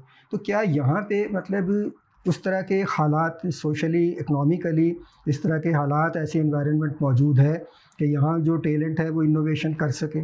पाकिस्तान दुनिया के अंदर में 5th कंट्री है जहाँ पे सबसे ज़्यादा पॉपुलेशन है जी, तो तकरीबन 24 करोड़ से 24 करोड़ है और 5th लार्जेस्ट नेशन है और ये बहुत बड़ी बात है। ये भी टैलेंट है हमारा। हाँ ये भी। हाँ, लेकिन अब देखें इसके साथ एक बात रिलेट करती है, वो ये है कि अगर आपके पास 24 करोड़ लोग हैं तो ये एक बर्डन भी है लेकिन एक रिसोर्स भी है। हाँ, ठीक है। दूसरा जो है पाकिस्तान जो है ना, इसके साथ एक रिलेटेड और चीज़, पाकिस्तान दुनिया के अंदर वाहिद मुल्क है जहाँ पे इन टर्म्स ऑफ रेशो सबसे ज़्यादा यूथ है। अच्छा, मतलब परसेंटेज के लिहाज से सबसे ज़्यादा यूथ जो है वो पाकिस्तान में है। अच्छा, हमारे यहाँ हायर एजुकेशन के इदारे बहुत ज़्यादा बने हैं, ट्रेनिंग एकेडमीज भी हैं, इंटरनेट तकरीबन पूरे मुल्क को कवर किया हुआ है, ऐसा कोई शायद नहीं अभी तक नहीं शायद। हाँ, लेकिन मतलब आप इस तरह नहीं समझ सकते कि मोबाइल डेंसिटी जो है मतलब उसमें है, और मोबाइल जो इंटरनेट है वो है। हाँ, वो है। तो लोगों के पास एक मतलब एजुकेशन के लिए एक चीज़ अवेलेबल है जिससे वो काम कर सकते हैं। लेकिन अब आईटी भी यहाँ पे काफ़ी ज़्यादा लोग ट्रेंड हैं, लेकिन उनके लिए इंसेंटिव क्या है, मतलब उनकी इंटेलेक्चुअल प्रोडक्ट्स की प्रोटेक्शन के क्या सिस्टम है।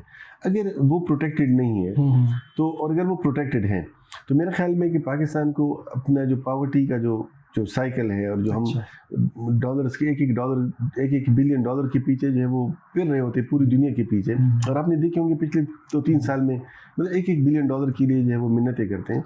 हालांकि आप देखें कि फेसबुक जो है और ये इंस्टाग्राम कितना कमाते हैं, बिलियन डॉलर्स की वो तो कंपनीज हैं, उनकी डेली इनकम कितनी है, उसमें कोई किसी किस्म का कोई मटेरियल नहीं है, वो एक इंटेलेक्चुअल प्रोडक्ट है। बल्कि रज़ा साहब अभी ये 2-3 दिन की बात हुई है, इंडिया की जो कौन सी कंपनी है वो, उनकी आया कि जो मार्केट वैल्यू है ना वो पाकिस्तान की जो समझे एक तरह से जो बजट है ना उससे ज़्यादा हो गई। टाटा कंपनी का। हाँ, अच्छा उनका ही है ना, मार्केट वैल्यू पाकिस्तान के बजट से ज़्यादा हो गई है। ज़्यादा हो गई। हाँ जी, बिल्कुल। तो मतलब आप कहना ये चाह रहे हैं कि जब अगर तो इंटेलेक्चुअल प्रॉपर्टी राइट्स भी यहाँ पे सिक्योर हो जाएंगे तो यहाँ पे टैलेंट जो है खुद ब खुद सामने आना शुरू हो जाएगा। एग्जैक्टली, देखिए बड़ा बड़ा आसान नुस्खा है। हाँ। आपके पास दुनिया की सबसे ज़्यादा यूथ है, सही। दुनिया का 5वां बड़ा पॉपुलेटेड कंट्री है, आपके पास यूनिवर्सिटीज़ हैं, इंफ्रास्ट्रक्चर, बहरहाल इंफ्रास्ट्रक्चर है, हम ये नहीं कह सकते बिल्कुल नहीं है, इंफ्रास्ट्रक्चर मौजूद है, कॉलेजेस हैं, यूनिवर्सिटीज़ हैं, ट्रेन लोग भी हैं, सब कुछ है। इसके बावजूद भी हमारे यहाँ हमारे जो इंटेलेक्चुअल प्रोडक्ट है, सॉफ्टवेयर है, उसका कोई वो नहीं है। हालांकि आप देख लें कि यहाँ से लोग जाके अमेरिका के अंदर और डेवलप्ड कंट्रीज़ के अंदर बहुत ज़्यादा काम करते हैं। हाँ। बल्कि मैंने सुना कि यहाँ कुछ यूनिवर्सिटीज़ ऐसी हैं जिनके ग्रेजुएट्स निकल के सारे जो बाहर चले जाते हैं। जी। तो क्वेश्चन ये है कि हमें ये जो अभी जो हम जिस इकोनॉमिक सिचुएशन में, इसे हम बड़े आसानी से निकल सकते हैं अगर सिर्फ इस एक चीज़ पे हम फोकस करें कि हमारे अपनी यूथ को ट्रेन करें, सही, उनसे फ़ायदा उठाएं। लेकिन मतलब ये है कि जिस तरीके से हमारे एक सियासी बयानबाजी होती है और एक बातें होती है कि ये हो गया वो हो गया, ऐसे नहीं, प्रॉपर तरीके से एक एफर्ट हो कि जी हम प्रॉपर्टी राइट्स को सिक्योर करें, स्पेशली इंटेलेक्चुअल प्रॉपर्टी राइट पे फोकस करें, जिसमें आपके प्रोटेक्शन ऑफ पेटेंट्स आ जाते हैं, ट्रेडमार्क्स आ जाते हैं, कॉपीराइट्स आ जाते हैं, इन चीज़ों की प्रॉपर प्रोटेक्शन हो, उसका एक मैकेनिज्म हो। जैसे मैंने आपको एग्जांपल दी कि पाकिस्तान के किसी भी दफ्तर में चले जाएं, आप किसी भी दफ्तर में चले जाएं, वहाँ पे आपको पायरेटेड सॉफ्टवेयर मिलेंगे। सही है, बिल्कुल ऐसे। मतलब ये एक इंडिकेटर है कि हमारे यहाँ इंटेलेक्चुअल प्रॉपर्टी की क्या सिचुएशन है। सही है, ऐसे। हाँ, अच्छा, मुझे ना रज़ा साहब एक बात याद आ रही है कि हर्नांडो डी सोटो का जिक्र हुआ ना, तो जनरल मुशर्रफ ने हर्नांडो डी सोटो को बुलाया जी, जब उनका दौरे हुकूमत था ना जनरल मुशर्रफ का, तो हर्नांडो डी सोटो को बुलाया। अच्छा, वो आए यहाँ पे, पता नहीं क्या गुफ्तगू हुई, क्या एडवाइस दी हर्नांडो डी सोटो ने, और वो हर्नांडो डी सोटो वापस चले गए। ये कोई छोटी सी खबर एक छपी अखबार पे ना, बस। अच्छा, अब हमें नहीं पता क्या गुफ्तगू हुई और मुझे नहीं पता वो जनरल मुशर्रफ ने क्या सीखा हर्नांडो डी सोटो से। और जनरल जो हैं, अगरचे वो जब जनरल बन जाते हैं तो वो समझते हैं कि हमें सब कुछ आ गया ना, हम बिल्कुल अकले कुल बन गए, हमारे पास सारा नॉलेज आ गया। जबकि मतलब वो कह सकते हैं आप एक तरह से एक लाइटर वीन में आप ये कह सकते हैं कि जनरल नॉलेज तो आ गया है आपके पास, लेकिन उसके अलावा कुछ नहीं आता, अपनी फील्ड की नॉलेज हो सकती है। देखिए ना, हर्नांडो डी सोटो ने क्या एडवाइस दी होगी जनरल मुशर्रफ को, वो यही हो सकती है कि भैया प्रॉपर्टी राइट्स जो यहाँ पे हैं लोगों के, प्राइवेट प्रॉपर्टी राइट्स, उनको सिक्योर करें, उनकी प्रोटेक्शन को बेहतर बनाएं। जी, ठीक है ना, यही उसका मैसेज होगा। और तो देखें ना, हर्नांडो डी सोटो का जो पूरी दुनिया में, अगर हर्नांडो डी सोटो की शोहरत, और यकीनन बहुत से जो मतलब हेड ऑफ स्टेट्स थे उन्होंने बुलाया है, रियासतों ने बुलाया है और उनसे मशवरा लिया है, एडवाइस ली है और इन चीज़ों पे अमल भी किया है फिर ना। तो हर्नांडो डी सोटो की सारी शोहरत ही यही है कि भाई आप जो प्रॉपर्टी राइट्स हैं उनको सिक्योर करें और उसी से वेल्थ क्रिएशन होगी आपकी सोसाइटी में। जी, तो यही एडवाइस दी होगी, तो क्यों यहाँ पे कुछ नहीं हुआ फिर? ये आपकी बात बड़ी मतलब बहुत है, लेकिन असल में जो एक हमारे यहाँ एक ब्यूरोक्रेटिक स्ट्रक्चर है, हमारे जो इंस्टीट्यूशंस हैं, वो एक बड़े अजीब अंदाज से चलती है। मतलब उसके अंदर वो एक डायरेक्शन नहीं होती, मतलब एक रूटीन में एक ऑपरेशन चल रहा होता है, जैसे जनरल एक ऑपरेशन होता है, काम होता है, काम चल रहा होता है, लेकिन उसके अंदर ये चीज़ नहीं होती कि हम किसी काम को एक प्रॉपर तरीके से इम्प्रूव करें। मतलब मैं देखता हूँ कि इंटेलेक्चुअल प्रॉपर्टी पे पाकिस्तान के अंदर बहुत से बॉडीज़ बनी हैं, जी, लेकिन काम कुछ भी नहीं है। मैं सुन रहा हूँ, आप भी सुन रहे होंगे कि जी डिजिटाइजेशन हो रही है, लैंड की कंप्यूटराइजेशन हो रही है, लैंड रिकॉर्ड जो कंप्यूटराइज हो रहा है, जी, कंप्यूटराइज हो रहा है। मतलब यही खबरें आती है, कभी आता है हो गया है, कभी आता है हो रहा है, और मतलब पता नहीं कब होगा। अच्छा, कभी वो कहते हैं पटवार सिस्टम खत्म हो गया, कभी कहते हैं दोबारा रिस्टोर कर दिया गया, यही चीज़। हाँ, मतलब ये 2 कदम आगे है, 2 कदम पीछे जी। और आप देख लें, वही लैंड के इश्यूज, वही प्रॉब्लम, वो सारी चीज़ें एग्जिस्ट करती हैं।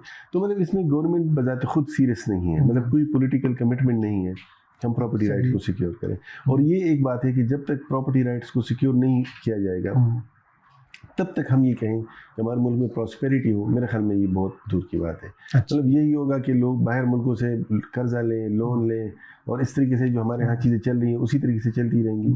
जो असल मंबा है वेल्थ का, जो असल सोर्स है वेल्थ का, उसको जब तक हम ओपन नहीं करेंगे और वो हमारी एक साउंड प्रॉपर्टी राइट सिस्टम होगा, प्रोटेक्टेड प्रॉपर्टी हो, तब तक हम ये नहीं समझ सकते कि हम एक वेल्थी और एक मालदार और रिच कंट्री बन सकते हैं, जैसे कि डेवलप्ड कंट्री में है।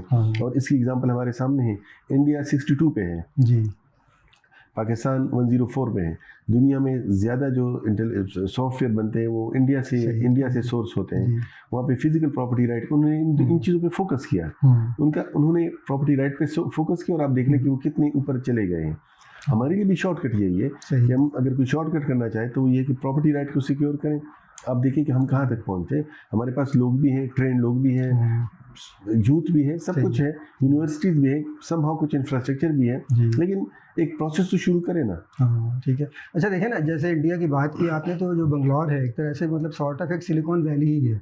जैसे अमेरिका में सिलिकॉन वैली मशहूर है, जी तो हमारे यहाँ तो कोई ऐसी जगह, मतलब एक वो लाहौर में एक वो आईटी टावर बना दिया उन्होंने, तो वो टावर भी बिल्डिंग ही है बस। उस बिल्डिंग के अंदर कोई टैलेंट तो नहीं है ऐसा जिसे हम कह सकें कि भाई वो आइंदा जाके चलेंगे, अभी नहीं तो आइंदा जाके कोई सॉर्ट ऑफ वो सिलिकॉन वैली बन सकेगा।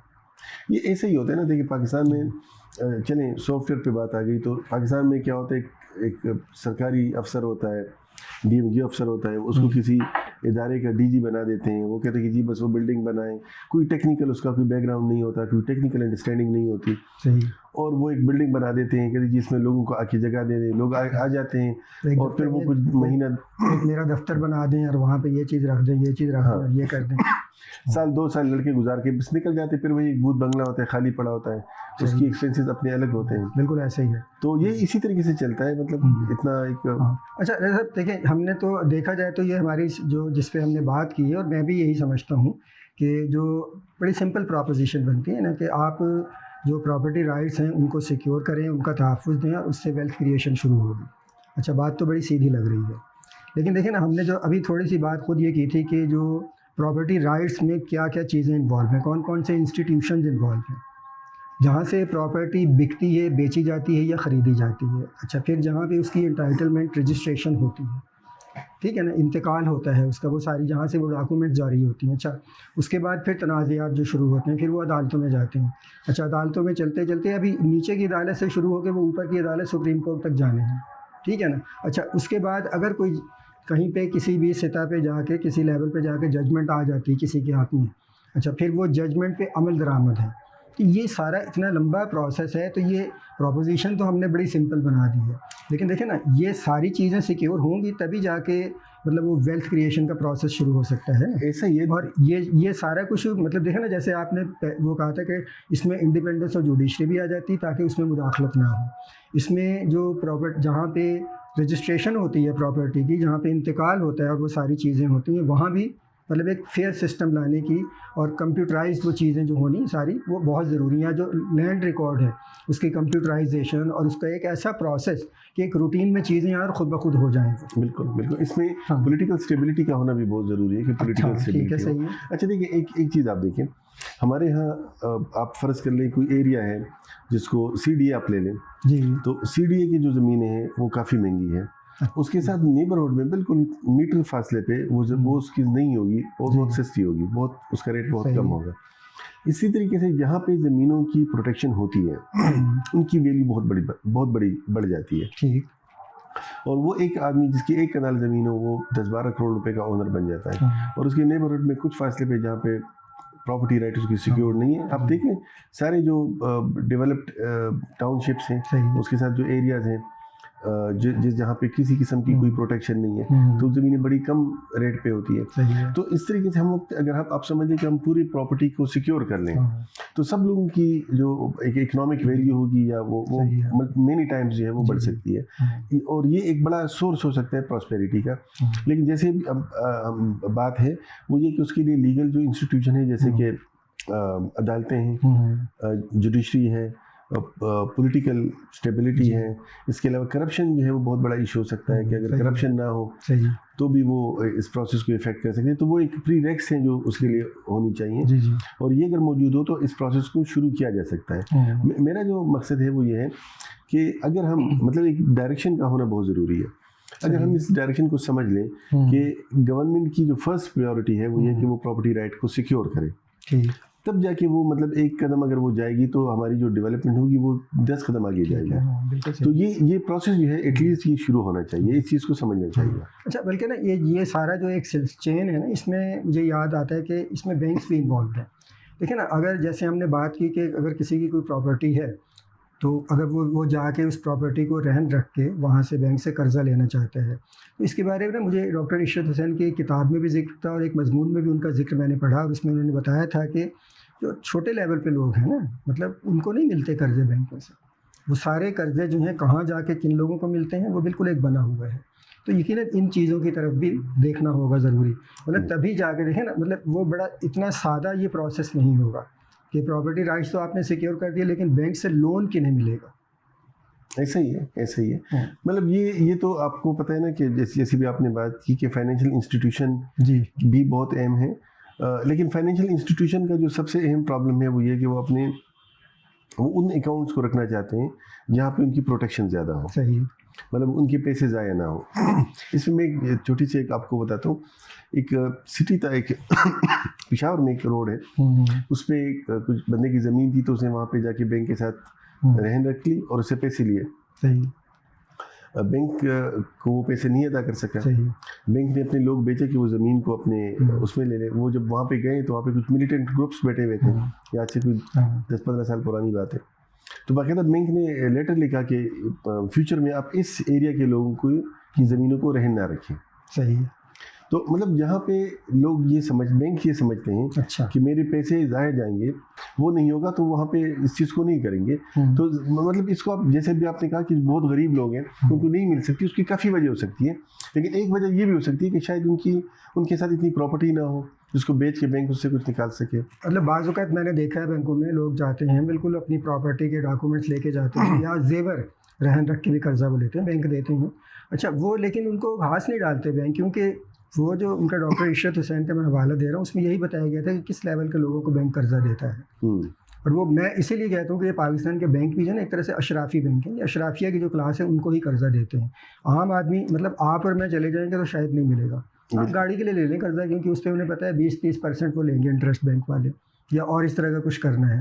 लेकिन देखें ना, बैंकों ने तो एक चीज़ रखनी है कोलेटरल के तौर पे, रहन रखेंगे भाई, आपको जेवर रख लेते हैं अपने पास वो। और इसी तरह आपको पता है जो मतलब वो रजिस्ट्री होती है, अगर आपकी प्रॉपर्टी कोई वो रख लेते हैं और फिर उस पर वो कर्जा देते हैं। तो बिल्कुल मतलब जैसे बांग्लादेश के अंदर उन्होंने माइक्रो लेवल पे जो है वो लोन्स दिए, तो वो मतलब एक प्रॉपर एक इंस्टीट्यूशनल रीओरिएंटेशन होगी कि किस तरीके से जो छोटे लेवल के लोग हैं, गरीब लोग हैं, उनको कैटर करें। फाइनेंशियल इंस्टीट्यूशन तो बड़ा मतलब आप समझ लें कि एक इंजन के तौर पे काम करेगी इस पूरे प्रोसेस में। है ना, वो सारी जो पाकिस्तान में वेल्थ क्रिएशन होनी वो अशराफिया ने तो नहीं करनी है ना, कि वो सारे कर्जे आप उठा के अशराफिया को ही दे दें। ऐसे ही पाकिस्तान के लोगों ने करनी है, छोटे छोटे लोग जो कारोबारी ही लोग हैं, जो जिनमें एक टैलेंट मौजूद है, जो एंटरप्रेन्योरशिप का जिनमें एक तरह से स्पिरिट मौजूद है, वही लोग करेंगे ना। ऐसा ही है बिल्कुल। अच्छा रज़ा साहब, आप कोई और बात इसमें ऐड करना चाहें? नहीं तो फिर हम अपनी आज की जो गुफ्तगू है उसको मुकालमा जो है उसे हम एक तरह से कंक्लूड करते हैं। आज तो आप जो बात हुई तो मेरे ख्याल में काफ़ी प्रोडक्टिव, मेरे ख्याल में हर एस्पेक्ट इसमें कवर हुआ। और जो अहम बात है वो ये है कि हमारे यहाँ जो सबसे बड़ा प्रॉब्लम है और वो है हमारी अभी जो मतलब आप समझ लें कि ओवरऑल एक मैक्रो लेवल पे हमारी जो इकोनॉमिक पोजीशन है वो बहुत वीक है। और उसके लिए बहुत सी रेसिपीज़ पे, बहुत सी चीज़ों पे लोग बात करते हैं कि ये होना चाहिए, वो होना चाहिए, लेकिन उसकी जो बुनियाद है ना वो प्रॉपर्टी राइट से शुरू होनी चाहिए। जब तक गवर्नमेंट इस चीज़ को नहीं करेगी, हम वो कुछ भी करे, प्रॉब्लम्स वहीं पे मौजूद होंगी। क्योंकि एक इंडिविजुअल लेवल पे, माइक्रो लेवल पे, जब तक एक इंडिविजुअल अपने आप को एम्पावर नहीं समझता और वो अपने आप को इस अहम नहीं समझता कि मेरे जो राइट्स हैं, जो कि उसकी फिजिकल प्रॉपर्टी राइट्स में एग्जिस्ट करती हैं, वो ना हो। इसी तरीके से वुमेन की जब हम बात करें, जो हमारी 50% पॉपुलेशन है, उनकी वेल्थ को अगर हम जब तक उनकी प्रॉपर्टी को सिक्योर नहीं करेंगे, हाँ हम वुमेन के लिए कितने भी बैंक्स, कितने ट्रिब्यूनल्स, कितने कमीशन बनाएं, कोई फ़ायदा नहीं है। तो ये मतलब एक बेसिक चीज़ है जिससे गवर्नमेंट को और सोसाइटी को, मेरे में सोसाइटी इस चीज़ को समझ लें तो गवर्नमेंट को फिर खुद उसकी समझ आ जाती है। ठीक है रज़ा साहब, बहुत शुक्रिया। तो आज की हम अपने मकालमे को एक तरह से कंक्लूड करते हैं। जो हमारी गुफ्तगू थी डॉक्टर रज़ाउल्लाह के साथ आज, उसका मौजू था हुकूक़ मिल्कियत और फिर उनका तहफ़्फ़ुज़, और पाकिस्तान में हुकूक़ मिल्कियत और उनके तहफ़्फ़ुज़ की क्या सूरत हाल है।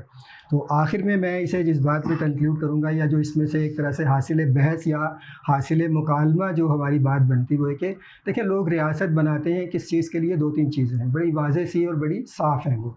सबसे पहले अपनी जान की हिफाजत, जान का तहफ़्फ़ुज़ चाहिए होता है लोगों को, इसलिए वो रियासत में जमा होते हैं या रियासत को तश्कील देते हैं। अच्छा, दूसरा होता है जिसे हम कहते हैं, हमारे यहाँ उर्दू में ना एक बड़ी तरकीब चली आ रही है, एक फ्रेज़ आ रहा है, बड़ा पुराना फ्रेज़ है ये, और मुझे लगता है मैंने जब उर्दू पढ़नी शुरू की होगी उस वक़्त ही पढ़ा था ये, जान व माल का तहफ़्फ़ुज़। ये उर्दू का फ्रेज़ बना हुआ है। और माल क्या है? माल हमारी प्रॉपर्टी है, हमारी जायदाद है। दूसरा जो बड़ा काम है रियासत का, और जिसलिए रियासत बनती है, रियासत इसलिए नहीं बनती जो पाकिस्तान की रियासत आजकल कर रही है, जो सियासत यहाँ पे हो रही है, वो इसलिए नहीं बनी है। पर रियासत बनती है लोगों के जो प्रॉपर्टी राइट्स हैं, जो उनके मिल्कियती हकूक़ हैं, जो लोगों की मिल्कियत है, और उसमें सिर्फ अगरचे हमने जो एक तरह से लैंडेड प्रॉपर्टी हमने उसकी बात की है, ज़मीनी जायदाद की बात की, उसमें सारा कुछ शामिल है। उसमें लोगों की इनकम, उनकी आमदनी, उन्होंने जो पैसा कमाया है वो भी शामिल है, उसका तहफ़्फ़ुज़ भी शामिल है। तो रियासत का दो बड़े बुनियादी काम जान व माल का तहफ़्फ़ुज़ हैं, जो पाकिस्तान में रियासत की जिसकी तरफ तवज्जो नहीं है। और तीसरी चीज़ फिर जो हमारा जो कॉन्स्टिट्यूशन है उसमें फंडामेंटल राइट्स का ज़िक्र है, बुनियादी हकूक़ का ज़िक्र है, उन बुनियादी हकूक़ का तहफ़्फ़ुज़, और हर फ़र्द के लिए, उसमें कोई इम्तियाज़ नहीं कि इस फ़र्द के लिए या इस फ़र्द के लिए नहीं। लेकिन हमारे यहाँ आपको पता है, और एक और चीज़ जो उसमें ऐड मैं करना चाहता हूँ, और बल्कि है उसमें, जो तीन चीज़ें ये हो गई, एक तो जान व माल का तहफ़्फ़ुज़, और जो बुनियादी हकूक़ हैं उनका तहफ़्फ़ुज़, और फिर इंसाफ़ की फ़राहमी, इसलिए रियासत बनती है। तो इंसाफ़ की फ़राहमी भी हमारे यहाँ जो एक है वो आप जानते हैं प्रिविलेज है, हर आदमी को इंसाफ़ नहीं मिलता। यहाँ पे जो प्रिविलेज्ड क्लास है, जो अशराफिया है, जो रियासती अशराफिया है, और जो अशराफिया के दूसरे तबक़ात हैं, इंसाफ़ सिर्फ़ उनके लिए मुख्तस है। तो ये है एक जो सूरत हाल हमारे यहाँ बनी हुई है। लेकिन बहरहाल जो हमारी गुफ्तगू थी वो ये थी कि जब तक रियासत अपने इन फ़राइज़ की तरफ, बुनियादी फ़राइज़ की तरफ वापस नहीं आती, और उसमें से भी सीधी सी बात है, एक तो ये कि जो जान का तहफ़्फ़ुज़ है, अगर फ़र्ज़ करें प्रॉपर्टी राइट्स का तहफ़्फ़ुज़ मिल जाता है और जान का तहफ़्फ़ुज़ नहीं, तो फिर भी बात नहीं बनेगी। जो प्रॉपर्टी राइट्स का तहफ़्फ़ुज़ है वो रियासत ने करना है, और हर स्टेप पे जो हमने बात की कि उसमें क्या-क्या चीज़ें इन्वॉल्वड हैं, क्या-क्या चीज़ें शामिल हैं, पहले स्टेप से लेके आखिरी स्टेप तक वो प्रॉपर्टी राइट्स का तहफ़्फ़ुज़ करना है। उसके बाद मुल्क में खुशहाली की तरफ जाने का जो एक है रास्ता, या उस रास्ते पर एक पहला कदम हम उठा सकते हैं। शुक्रिया।